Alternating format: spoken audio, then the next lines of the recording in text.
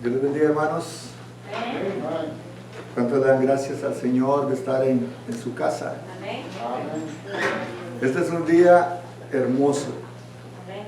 Es un día que el Señor ha hecho y su palabra dice que nos gozaremos y nos alegraremos en Él. Es un hermoso día como para disfrutar y degustar la palabra. Esta mañana vamos a estudiar El Rey que cuida a su pueblo, la sección número 6. Y a manera de introducción nada más le puedo decir que sabemos que estamos bajo el cuidado de Dios. ¿Cuántos dicen amén? Amén. Sabe que esa es una de las cualidades de Dios, se llama inmanencia. La inmanencia de Dios es que Dios no solo nos creó, sino que también está al cuidado nuestro.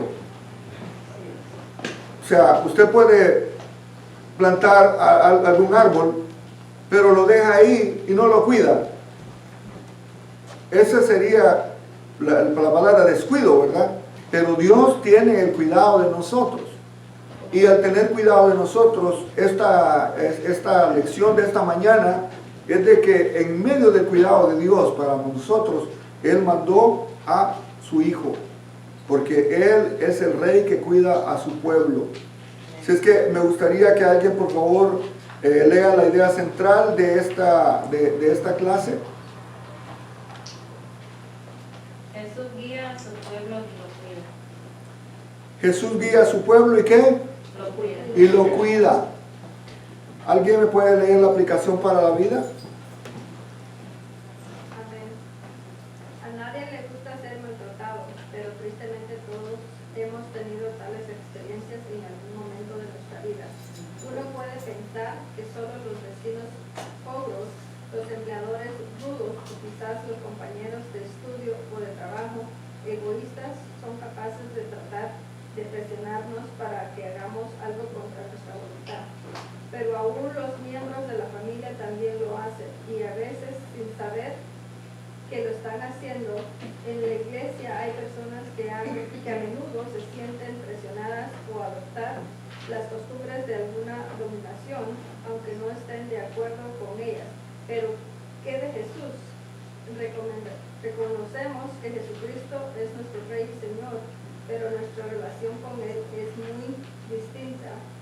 Él nunca nos presiona como si pasa con ese acoso constante, el conocido hostigamiento del mundo que trata de torcer nuestro brazo para formarnos a vivir de cierta manera. Lo que sí hace Jesús es llamarnos a la obediencia, porque nosotros hemos decidido seguirlo como nuestro Señor y Salvador. Al andar con obediencia a Él, descubrimos que su amor y su cuidado por nosotros es palpable y confiable.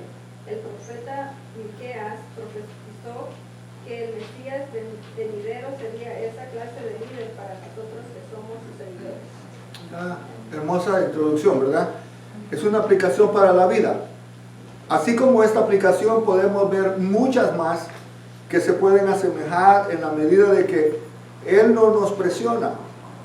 La Biblia dice que el que quiera, ¿verdad? Cuando Jesús dice, el que quiera venir en pos de mí, no está obligando a nadie. Pero si yo escojo seguirlo, lo más lógico es que siga y obedezca. No por el bien de Él, sino por el bien mío. Toda la Escritura, el beneficio que tiene en sí es para mi vida. Si yo no lo practico, quien se está privando de las riquezas de la palabra soy yo. Dios sigue siendo Dios en su trono. Yo sigo siendo la persona mediocre y miserable por no poner en práctica lo que está establecido y no obedecer lo que para mí significa. Esto lo puedo aplicar en cualquier área de mi vida. Es posible que Jesús me dice en su palabra que cuidemos el templo. Yo no lo cuido. ¿Quién va a sufrir las consecuencias de no cuidar el templo? Soy yo. Entonces, todo lo que vamos a tratar en la palabra es porque es beneficio para mí, es beneficio para mi vida, no solo en el aspecto físico, sino que también en el aspecto emocional, que sería, y también en el aspecto espiritual. De hecho, la riqueza que muchas veces nosotros tenemos no se mide por lo que tengamos físicamente o económicamente, sino que muchas veces la riqueza que nosotros tenemos es espiritual, y mucha gente quisiera tenerlo y no lo tiene, porque no es cosa que se compre en el mercado, sino que se busca y se obtiene a través de tener una estrecha relación íntima con Dios. En este contexto de la clase que vamos a estudiar ahora, dice, el profeta Miqueas profetizó en el siglo VIII antes de Cristo y fue contemporáneo de Isaías, Oseas, Amós. En el contexto de Miqueas 5:1-5 es la invasión asiria de Sennacherib contra Judá. Ante el peligro de este acontecimiento, Dios prometió proveer un libertador para Israel que nacería en Belén, el mismo pueblo que vio nacer a David, que en su tiempo guió a Israel a la victoria de sus enemigos. Y en Mateo 2:1-11 el evangelista relata el cumplimiento de la profecía en el templo, en el tiempo de Herodes. Para que se dé una idea, se recuerda que el reino estaba dividido en dos: el reino del norte con 10 tribus y el reino del sur, que eran 2 tribus, Benjamín y Judá. Para que usted se dé una idea, hablamos mucho de Isaías, porque Isaías estaba profetizando a las 10 tribus del norte, pero Miqueas estaba profetizando a las 2 tribus del sur. Por eso aquí se dice que eran contemporáneos de la época de Oseas y Amós. Miqueas es un libro muy pequeño, pero también tiene un gran significado, porque esta es una profecía mesiánica. Ahora, me gustaría, hay una pregunta aquí muy interesante, y yo se la puedo hacer, si a usted le gusta la política. ¿Qué líderes militares han mostrado cuidado por su pueblo? ¿Cristo Jesús? No, líderes militares. Líderes militares. Ninguno. Usted dice que ninguno. Esa es la experiencia que tenemos, ¿verdad? Que ningún líder militar va a cuidar, porque no son sus intereses. Casi siempre las personas que están puestas al servicio de la gente no hacen lo que tuvieran que hacer. Un líder militar lo que tuviera que cuidar era su pueblo. Sin embargo, están viendo los intereses personales. Por eso, al referirnos a un líder que cuida, realmente el que cumple las condiciones, Wilmer, es Jesús. ¿Sí? Porque es un líder.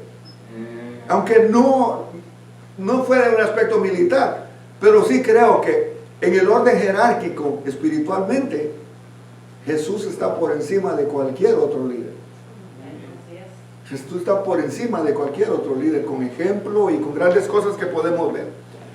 Vamos a leer todos, si usted tiene su lectura ahí en Miqueas 5:2-5, dice, pero tú, Belén Efrata, pequeña para estar entre las familias de Judá, de ti saldrá el que será Señor en Israel, y en sus salidas son desde el principio, desde los días de la eternidad, pero los dejará hasta el tiempo que dé a luz, que ha de dar a luz, y el resto de sus hermanos se volverá con los hijos de Israel, y él estará y apacentará con poder de Jehová, con grandeza del nombre de Jehová su Dios, y morarán seguros, porque ahora será engrandecido hasta los fines de la tierra, y este será para paz.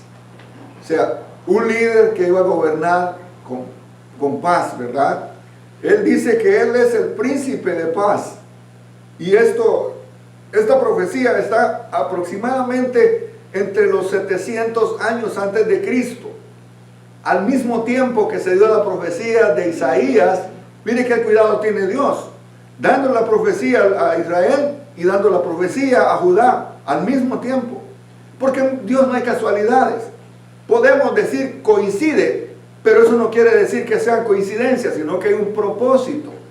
Hay algo que está establecido y que Dios quiere que nosotros seamos personas que aprendamos y veamos de que Dios tiene cuidado, dando la profecía en este espacio, dándole la profecía a Judá.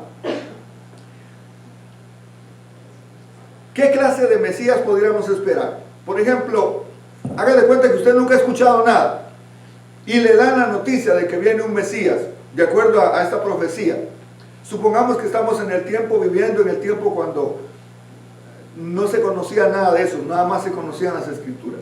¿Qué tipo de Mesías pudiéramos esperar nosotros? Uno inexistente, Tal vez, sí. desconocido. Se conocía solamente a Los judíos, ¿verdad? Pero no a nivel mundial. O sea, y esto es de, como lo hemos visto en los estudios bíblicos, en Romanos, que lo vimos, de que no solo es para el pueblo de Israel, sino que es para todo, beneficio para todo el mundo. Es probable que el profeta Miqueas haya servido durante el tiempo cuando Samaria, la capital de Israel, el reino del norte, ya había sido saqueada por Asiria. De hecho, cuando Sennacherib circuló a Samaria, fue el tiempo cuando se menciona las peores hambrunas que tuvo la capital de Israel. Fue en el tiempo cuando la gente dice que hasta sus niños estaban comiendo, porque había tanta hambre. Es el tiempo cuando fue saqueada la capital de Israel. En este tiempo es que se está dando esa profecía, que ya la capital de Israel había sido saqueada, la habían desalojado, la habían quitado todo, y el propósito de Sennacherib era también ir a Judá. Y entonces la profecía que está dando aquí era de que ahí sí no iban a llegar. Pero más allá de la profecía de que no iban a llegar, en ese tiempo no iban a llegar tampoco, porque está profetizando que para el tiempo que iban a ser Jesús, porque Él iba a traer el cuidado para su pueblo. Mire cómo la profecía se extiende a mediano alcance y a largo alcance, porque cuando nació Jesús, prácticamente es lo que está profetizando Miqueas. Otra cosa interesante, habiendo ganado esa victoria, Asiria no se conformó con el botín bajo la guía de Sennacherib. Los asirios miraron hacia el sur queriendo también conquistar a la tribu de Judá, pero eso no sucedería así como Dios ungió a David para rescatar a Israel después del fracaso de Saúl. En el futuro daría un sucesor a David para rescatar al mundo entero de su fracaso espiritual. En vista de los tiempos peligrosos para Judá, Miqueas profetiza: pero tú, Belén Éfrata, pequeña para estar entre las familias de Judá. El versículo 2. El profeta cambia la situación de la manera más inesperada. El rey Ezequías está viendo la caída de su imperio, pero Dios habla a Belén como una persona y escoge a este pequeño pueblo poco propicio para una misión tan singular. Miqueas continúa: de ti saldrá el que será Señor en Israel, y sus salidas son desde el principio de los días hasta la eternidad. Quizá parecía que había llegado el fin para Judá, pero Dios tenía un plan poderoso. De hecho, Ezequías fue una de las personas, uno de los reyes que hizo lo correcto delante de Dios. Un hombre que fue fiel a Dios, quitó todos los altares. Es uno de los pocos reyes de Judá que fue un rey íntegro. De hecho, cuando le dijeron que iban a ser sus últimos días, imagínense la rectitud que tenía él, que dice que le dijo que le diera un tiempo más, y le dio Dios 15 años más. Entonces, de ese rey, tengo un mensaje preparado para esto, pero en otra ocasión lo veremos. ¿Por qué Dios cumple sus promesas? Y aquí el rey Ezequías pensaba que a su reinado ya se le estaba acercando su final. Pero este cumplimiento no se dio en el tiempo de Ezequías, sino que se vio en el tiempo cuando Jesús nació. A Ezequías no le llegó, pero se extiende la profecía al tiempo cuando Jesús nació. Dios todavía tiene un propósito para Belén de Judá. Este pequeño pueblo daría a luz al personaje más significativo de la historia humana. El Mesías no estaba hablando de un rey terrenal, pues este futuro líder vendría de la eternidad. Habiendo declarado la profecía, Miqueas deduce: pero los dejará hasta el tiempo que dé a luz la que ha de dar a luz. Siendo que Dios todavía tenía un propósito futuro para Israel, el profeta estaba seguro que la nación sobreviviría el asalto asirio, y esto fue exactamente lo que pasó. Usted lo puede leer en 2 Reyes 19:2, Y Segunda Crónicas 32, 21 al 23. También en Isaías capítulo 37. Dios permitiría que Judá continuara existiendo para cumplir la profecía futura. Miqueas habla de ese futuro evento como un nacimiento, dar a luz, y se cumplió al pie de la letra con el nacimiento del niño Jesús. También deduce, y el resto de sus hermanos se volverá a los hijos de Israel. Aquí Miqueas identifica al resto de sus hermanos, hablando del fiel remanente en Israel que sufriría bajo la opresión de naciones paganas por cientos de años. Asiria, Babilonia, Media y Persia, Grecia y Egipto, Siria y Roma, todos estos países o pueblos que se le llamaban, fueron los que subyugaron al pueblo de Israel. Por la rebeldía que tenía Israel, Babilonia los conquistó, los puso a esclavos. Y sucedieron cosas gravísimas. Y aún así no entendían que tenían que volverse a Dios. ¿Cuál fue la principal causa? De acuerdo a lo que hemos estudiado antes. ¿Cuál fue la principal causa? ¿Por qué Israel sufrió tanto? Por desobedientes. Por desobedientes. Porque cuando se dividieron los pueblos, se recuerda que estudiamos eso, cuando se dividieron los pueblos, los 10 tribus del norte, se dividieron y comenzaron a alejarse de Dios. Y se olvidaron de la ley, se olvidaron de practicar y se comenzaron a fornicar, a adulterar con naciones paganas y hacer todo lo de idolatría y todo lo que Dios les había dicho. Dios tiene maneras de hacernos regresar. Y muchas veces nosotros escogemos el camino difícil. Nos gusta la mala vida, nos gusta sufrir. Dios quiere evitarnos eso. El cuidado de Dios es providencial. El cuidado de Dios está ahí para nosotros. Pero muchas veces nosotros, siendo desobedientes, hacemos las cosas y nosotros mismos pagamos las consecuencias de nuestra desobediencia. Pasó en Israel, pero ¿alguien me dejará mentir si lo mismo está pasando en este tiempo? La gente no quiere saber nada de Dios. La gente está desobediente a Dios. Y las consecuencias las estamos pagando todos. Las consecuencias las paga no solo el que toma la decisión, sino que en el caso de que un padre decida desobedecer, va a padecer su familia, va a padecer sus hijos, va a padecer su esposa.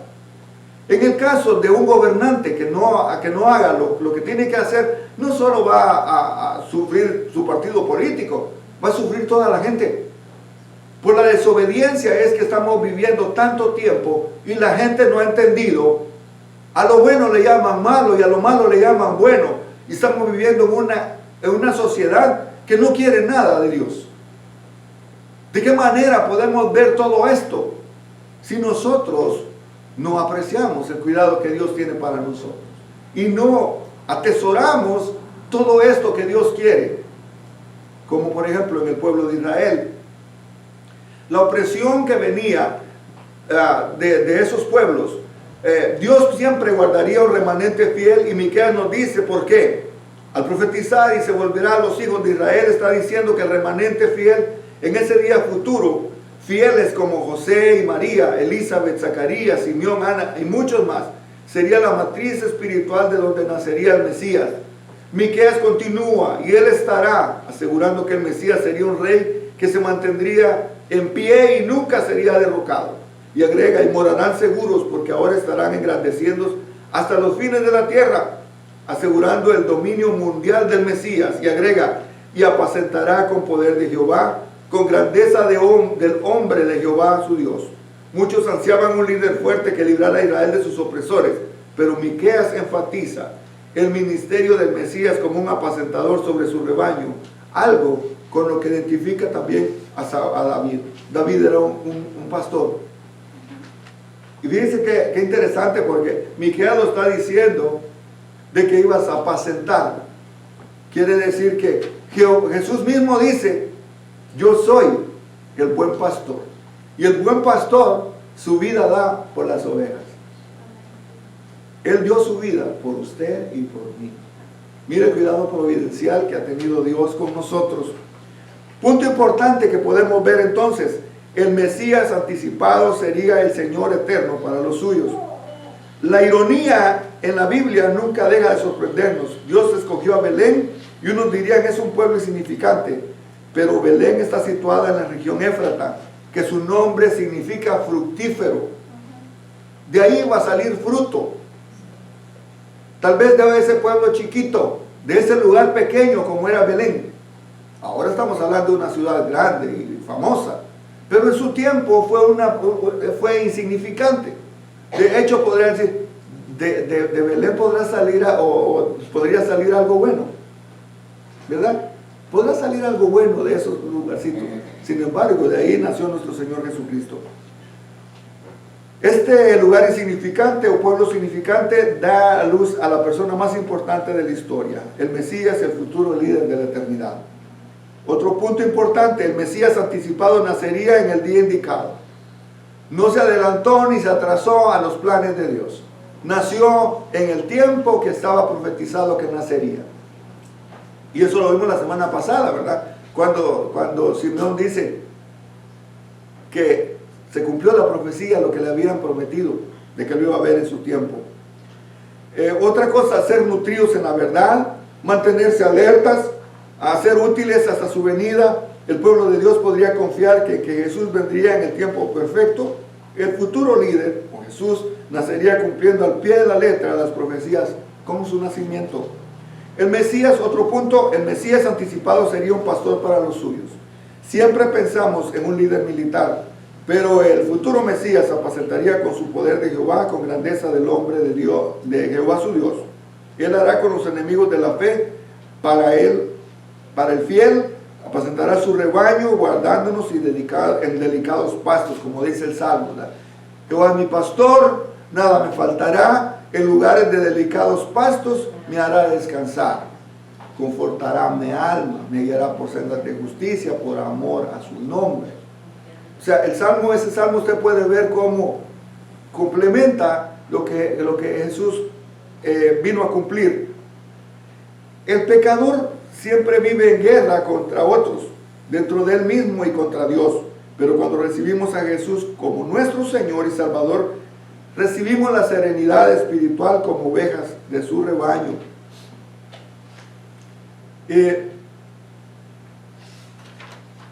Pasando a la siguiente lectura, ya en Mateo, acuérdese, estábamos estudiando en Miqueas, pero ahorita venimos al Nuevo Testamento, donde Mateo dice el capítulo 2, versículo 1 al 6, cuando Jesús nació en Belén de Judea, en los días de Herodes, vinieron del oriente a Jerusalén unos magos, diciendo, ¿dónde está el rey de los judíos que ha nacido? Porque su estrella hemos visto en el oriente, y venimos a adorarle. Oyendo esto, el rey Herodes se turbó, y toda Jerusalén con él. Y convocados todos los principales sacerdotes y los escribas del pueblo, les preguntó, ¿dónde había de nacer el Cristo? Ellos le dijeron, en Belén de Judea, porque así está escrito por el profeta. Y tú, Belén, de la tierra de Judá, no eres la más pequeña entre los príncipes de Judá, porque de ti saldrá un guiador que apacentará a mi pueblo Israel. Es decir, aquí se cumple exactamente.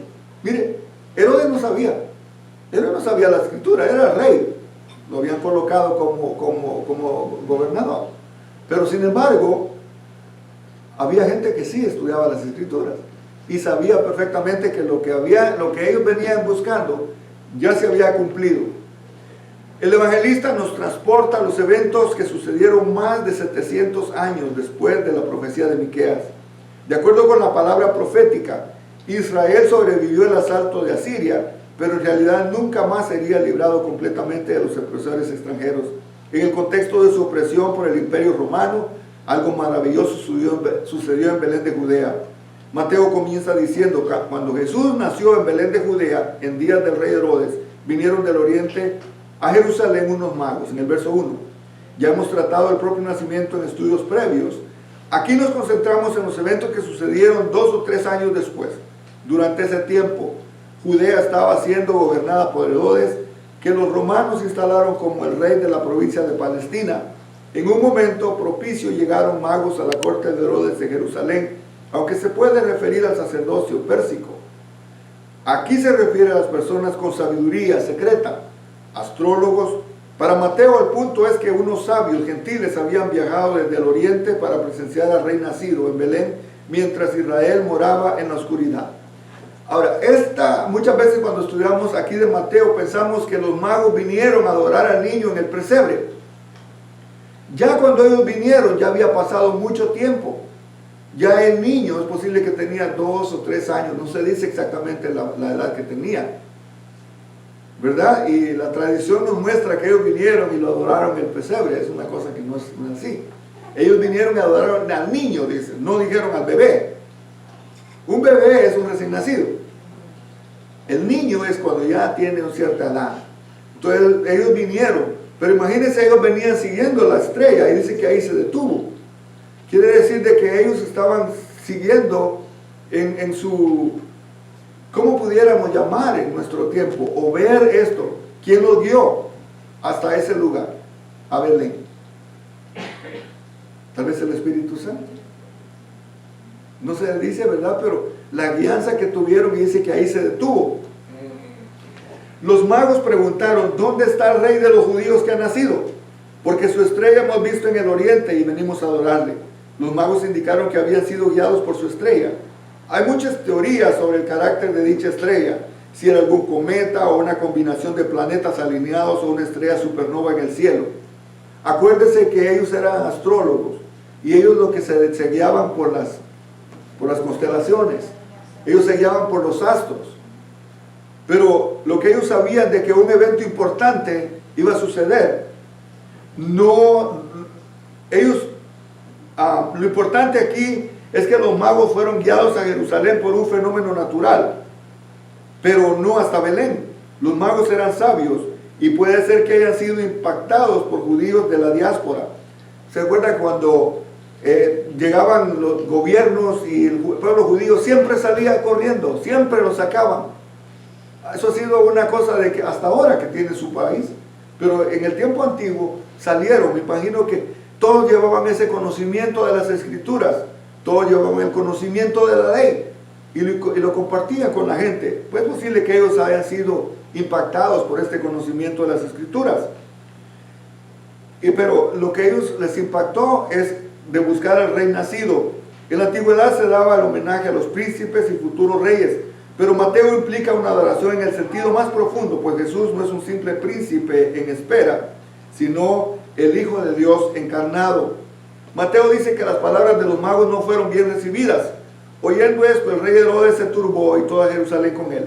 Sin duda, al oír a los magos preguntando sobre el rey de Israel, tiene que haber turbado Herodes en extremo, pues solo puede haber un rey a la vez, y él era rey, al menos en ese momento. Mateo dice que toda Jerusalén se turbó juntamente con él. Esto puede significar que si Herodes se sentía inseguro, el pueblo sufría por causa de su inseguridad, pero lo más probable es que Mateo estuviera indicando el estado pecaminoso de Israel, turbada junto con Herodes por el anuncio de un nuevo rey en Israel. Mateo narra, y convocados todos los príncipes, sacerdotes y los escribas del pueblo, les preguntó dónde había de nacer el Cristo. Se recuerda que él no sabía de las escrituras, pero él convocó a todos los escribas, los sacerdotes y los que conocían las escrituras. El rey Herodes necesitaba tener a mano toda la información sobre el niño rey y llamó a los sacerdotes y a los escribas, los doctos sabios de su reino, que tenían los medios de información, queriendo saber dónde dentro de su reino nacería el niño. El rey Herodes no conocía los escritos de la ley y los profetas, pero tenía escribas bajo su mando que estudiaban arduamente. Ellos, junto con los principales sacerdotes, contestaron a su pregunta: en Belén de Judea. ¿En dónde dijo la profecía? En Belén de Judea. ¿En dónde nació Jesús? En Belén de Judea. Ahora, porque así está escrito por el profeta: y tú, Belén, de la tierra de Judá, no eres la más pequeña entre los príncipes de Judá, porque de ti saldrá un guiador que te apacentará a mi pueblo Israel. Los escribas y sacerdotes citan la antigua profecía de Miqueas, de 700 años antes, cumpliéndose tal como lo había indicado. Para nosotros vale la pena observar que el fenómeno astral no era suficiente para llevar a los magos al encuentro con el niño rey. Necesitaban la lámpara sagrada de las escrituras para llegar al camino seguro. ¿Qué dice Salmo 119, 105? Lámpara es a mis pies tu palabra y lumbrera a mi camino. Cuando se conoce la escritura, usted no va a andar a ciegas. Ellos sabían la escritura y sabían perfectamente de que ahí iban a nacer. Por eso lo fueron a buscar ahí. Ahora, hay algo que no está en el comentario. Herodes le dice a los magos, está bien, vayan y adórenlo, búsquenlo, y cuando lo encuentren me vienen a decir a mí para que yo también vaya y lo adore. ¿Cómo le puede decir usted eso? Adorarlo él. Pero dice que los magos, guiados por el Espíritu Santo, se fueron por otro lado. Fíjese, y no le llevaron la información porque él lo que quería era matar al rey. Herodes se sintió burlado por los magos y mandó hacer una matanza de todos los niños de 2 años para abajo. Pero el ángel también le dice, hermano, yo estoy haciendo esto porque esto se estudia mucho y se predica mucho en el tiempo de la Navidad. Pero esta historia, también el ángel llega y le dice a José y a María, toma al niño y vete a Egipto. Y ellos, avisados por el Espíritu Santo, se van a Egipto con el niño pequeño para que no lo mataran. Porque si estaba entre los 2 años para abajo, quiere decir de que a Jesús lo hubiera matado también. También ahí también en la profecía dice, y de Egipto llamé a mi hijo. También sale la referencia de lo que usted decía, de que no era un bebé exactamente, porque cuando ellos llegaron ahí, ya él se suponía que ya había nacido, porque Herodes quiere matar, por eso dice de los 2 en adelante, o sea, de los 2 hacia abajo, ¿no? Quería matar a todos los niños, que se suponía que él estaba entre 2 o 3 años. Pues la profecía no dice exactamente cuánto exactamente de edad tenía, pero se supone, ¿no? Los estudiadores de la Biblia dicen que estaba entre esa edad, de 1 a 3 años. Ya. Y ustedes en la religión, en la tradición, lo celebraron. Porque la tradición lo celebra el Día de los Inocentes. Es fue cuando mandaron a matar a todos los niños. Ahora lo usan para hacerle bromas a uno, ¿verdad? Pero es el Día de los Inocentes, cuando mataron a todos los niños. De ese evento se está tratando. Punto importante de esta es el sabio busca a su Salvador. Hermano, qué bueno que nosotros hemos sido sabios. Solo Dios sabe por cuánto tiempo los sabios del oriente habían viajado. Guiados por la estrella llegaron hasta Jerusalén. Enseguida vemos su valor, preguntando sin temor, ¿dónde está el rey de los judíos que ha nacido? ¿Acaso no sabían que Herodes era el rey de Israel? Es decir, ¿dónde está el rey que ha nacido? Si lo sabían, no les importó, pues tenían la mirada en Jesús, que era el verdadero. El mundo perdido, otro punto importante, el mundo perdido se estremeció ante el Salvador. El rey Herodes sintió que su tiempo era poco, pues se turbó y toda Jerusalén con él. Cuando Jesús echaba demonios, ellos sentían terror ante su presencia, y así debe ser. Las tinieblas siempre se estremecen ante la luz. Otro punto importante, la palabra de Dios guía al sabio a su Salvador. Increíblemente la corte de Herodes abrió la escritura guiando a los magos hacia Belén. La sabiduría de los magos era genuina pero insuficiente para llevarlos hasta el niño. Solo la Biblia conduce a las personas sinceras a la profecía de Miqueas, a Belén y a Jesucristo, que es su Redentor. En Mateo, nada de lo que atribuimos a los magos del Oriente importa, pues el punto principal es que andando en la oscuridad del pecado, estos sabios intrépidos encontraron al Salvador. Una pregunta: ¿has adorado a Jesús como tu Salvador? Porque muchas veces la mayoría de la gente lo adora como su Salvador, pero no lo hemos adorado como nuestro Señor. Y eso tiene que ver mucho. ¿Me podría decir usted cuál es la diferencia entre adorar a Dios como nuestro Señor y adorarlo como nuestro Salvador? Uno por uno. Un señor es como una figura pública, un parte del gobierno. Y el Salvador es también que nos va a levantar. Eso no es un parte del gobierno, son personas terrenales. Ya, otra.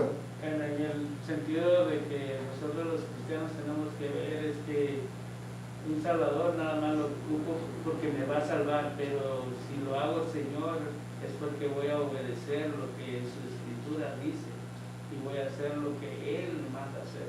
Ajá. Esa es la diferencia entre ser salvado y ser lo que mi Señor diga que haga. Ya. Entonces, en pocas palabras, ¿verdad? Todos quieren un Salvador, pero no todos lo quieren tener como Señor. Y si usted va a los mandamientos, dice, amarás al Señor tu Dios. ¿Con qué? Con todo tu corazón. ¿Qué más? Con toda tu mente. ¿Qué más? Con toda tu alma. ¿Qué más? Con todo tu entendimiento.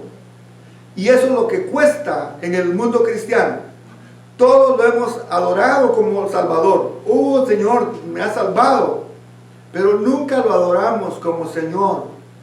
Como decía, mi Señor, mi Salvador. El día que la gente en las iglesias, no estoy hablando de afuera, el día que en las iglesias cambiemos nuestra adoración no solo como Salvador, sino como Señor, ese día va a haber una transformación. Porque al tener a Dios como nuestro Señor, las cosas cambian. Yo quiero agradar a mi Señor. Y como decía el apóstol Pablo, con Cristo estoy juntamente crucificado, ya no vivo yo, mas vive Cristo en mí. El apóstol Pablo estaba diciendo, Él es mi Señor. Yo no me pertenezco a mí mismo. Un esclavo no se pertenece a él mismo. Un esclavo no puede hacer lo que quiere. Un esclavo tiene que complacer a su maestro. Nos cuesta mucho en esta cultura a nosotros entender lo que significa ser esclavo. Pero hermano, en la vida solo tenemos una opción. Aceptar a Jesucristo como nuestro Señor y que Él sea nuestro maestro, nuestro dueño, o aceptamos al otro. Pero definitivamente tenemos que hacer una decisión. La palabra es clara cuando dice, nadie puede servir a dos señores, porque amaría a uno y aborrecería al otro. Entonces, ¿a quién estamos amando? ¿A quién estamos obedeciendo? Porque si no lo hacemos voluntariamente a Dios, vendrá otro que toma ese lugar. Y la mayoría de la gente últimamente está adorando a su Señor. Es el dueño de las tinieblas. Lo dejo ahí nada más para que usted lo diluya y lo pueda ver. Sería algo así como la lucha siempre entre el espíritu y la carne. Exactamente. Porque, y eso lo vimos en Romanos, ¿verdad? Donde dice el apóstol Pablo, lo que quiero hacer no hago. Y hago lo que no quiero hacer. Porque esa es nuestra naturaleza. En nuestra carne nunca vamos a dar la talla. Eso lo vimos en Romanos. Pero por eso es que si nosotros entregamos nuestra alma, nuestro ser a Cristo, Él entonces va a ser. No es nuestra fuerza, sino que Él en nosotros. Ya en Mateo 2, 9 al 11 dice, ellos habiendo oído al rey se fueron, y aquí la estrella que habían visto en el oriente iba delante de ellos, hasta que llegando se detuvo sobre donde estaba el niño, y al ver la estrella se regocijaron con muy grande gozo, y postrándose le adoraron, y abriendo sus tesoros le ofrecieron presentes, oro, incienso y mirra. Una pregunta, ¿cómo expresas tu adoración a Jesucristo? Hermana.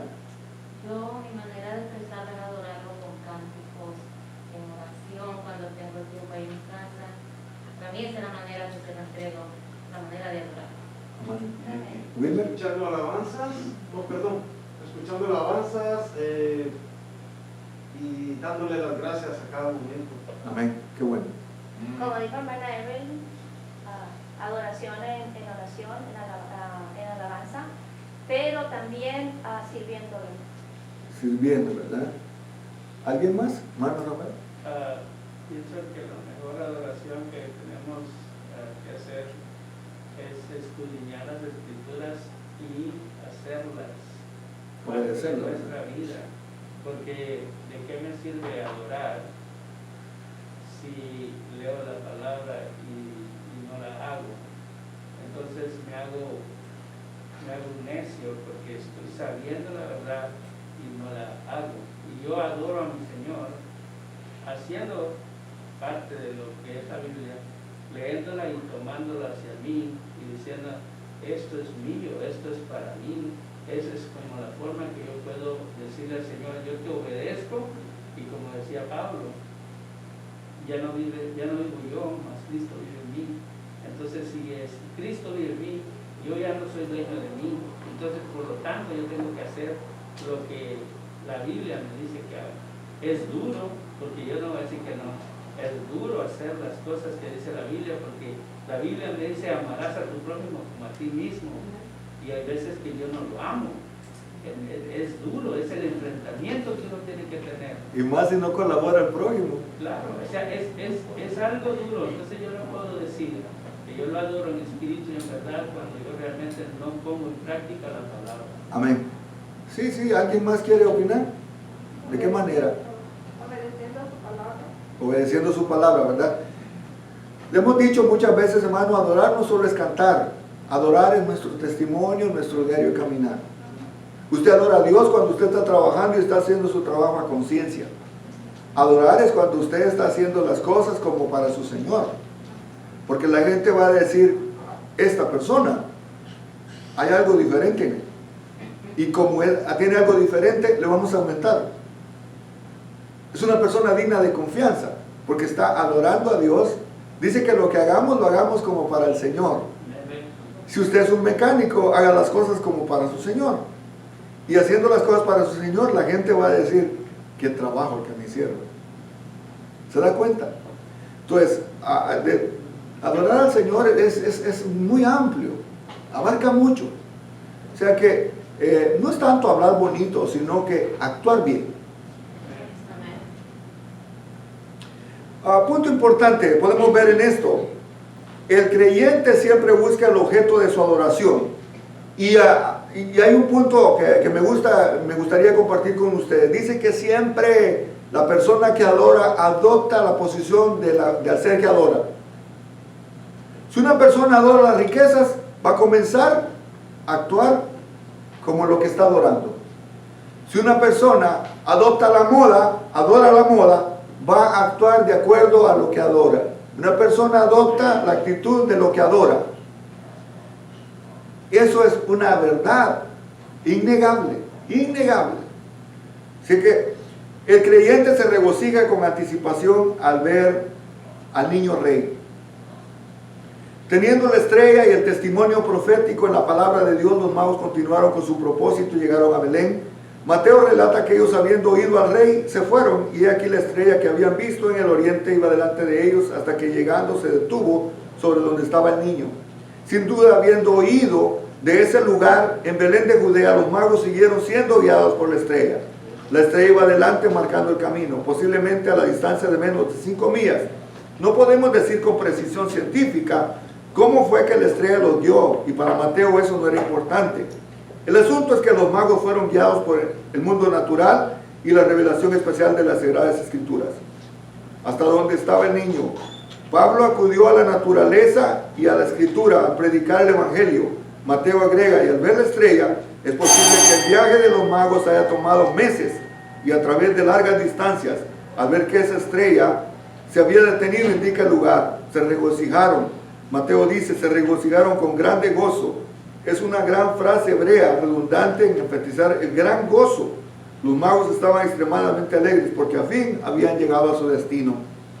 Luego Mateo continúa, y al entrar en la casa vieron al niño con su madre, y aquí damos atención a lo obvio. María y su niño ya no están en el establo, y Jesús estaba recostado en el pesebre. Unos han insistido en que Mateo ignoraba cómo había nacido y que por eso se pone una casa, pero también es posible que ese relato aspectos de la vida de los meses del niño que Lucas no menciona. Hay una cosa que también ellos presentaron y adoraron, postrándose le adoraron. Los magos no hicieron viajes simplemente por curiosidad o como algún experimento astrológico, fueron con la intención de adorar, lo cual sugiere que quizá eran prosélitos del judaísmo en la diáspora, o tal vez fueran gentiles temerosos del Dios de Israel. Los magos llegaron preparados para adorar de manera tangible. Por lo tanto, se presentaron al niño 3 regalos con un profundo significado. Abriendo sus tesoros, le ofrecieron presentes: oro, incienso y mirra. El Antiguo Testamento describe la presentación de los regalos a los reyes por los dignatarios de otras naciones. Primero le ofrecieron oro, y si usted quiere anotarlo, que sin duda es simbólico de la majestad, que Jesús es el Rey de Reyes. El segundo regalo es incienso, que está apuntando a su divinidad, probablemente señalando su ministerio sacerdotal como mediador de la salvación para todo penitente. Y por último le presentaron mirra, un perfume usado para embalsamar a los muertos. Y este regalo anticipa la crucifixión expiatoria de Jesús. Creo que tenemos mucho que aprender de esto. Una pregunta, sobre lo que está hablando de los Reyes Magos, ellos, sus nombres, esos fueron originales, ¿no? Como los hombres de los fuego, ¿no? De Sadrach, Mesach y Abednego, que sabemos que no son originales. No se menciona tampoco ni que haya sido ¿cómo se llama? Melchor y Baltasar. No se mencionan los nombres. Es más, no se sabe el número de magos que fueron. Se mencionan los regalos que le dieron, y por eso asumen que eran 3. Yo los encontré, pero dije yo, en la Biblia no existen. No existe, no existen ni los nombres, no existe ni tampoco el número. Así es que lo bíblico es que llevaron 3 regalos, y es oro, incienso y mirra. Oro, que significa lo de los reyes; el incienso, que significa la posición sacerdotal de Jesús; y la mirra, indicando el sufrimiento que nuestro Jesús tuviera en la cruz del Calvario. Así que terminamos y le damos la parte del niño. Perdón. El expositor dice, el oro significa el poder de un rey, el incienso, el honor de Dios, la mirra, la sepultura del cuerpo, y por tanto ellos le ofrecieron oro para el